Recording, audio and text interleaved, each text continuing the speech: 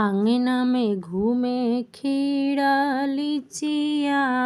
त फहर फहर करे ललना के मोरा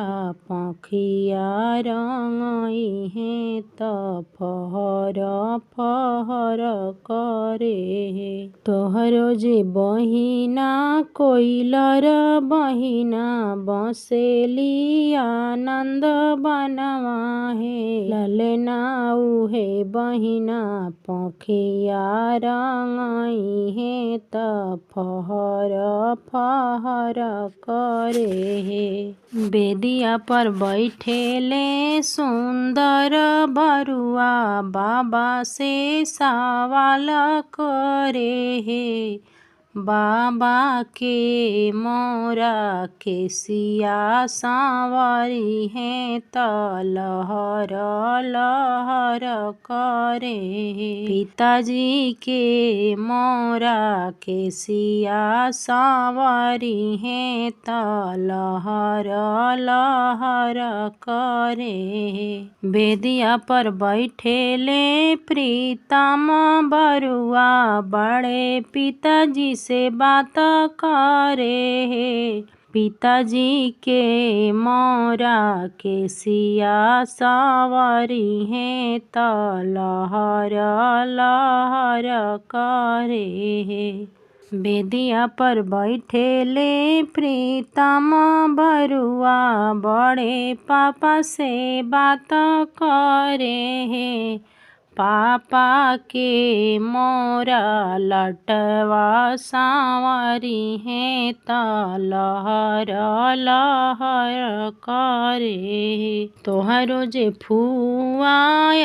हिला फुआ बसेली ससुरार घरवा है बरुआ उहे फुआ केसिया सांवरी है त लहर लहर करे तोहरो जे फुआ रीता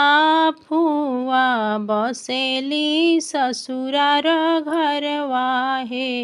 बरुआ उहे फुआ केसिया सांवरी है त नैना में काजर है तोहरो जे फुआ रामावती फुआ बसेली ससुरारी घरवा है बरुआ उहे फुआ केसिया सांवरी है त नैना में काजर है बेदिया पर बैठेले प्रीतम बरुआ चाचा से सवाल करे है चाचा के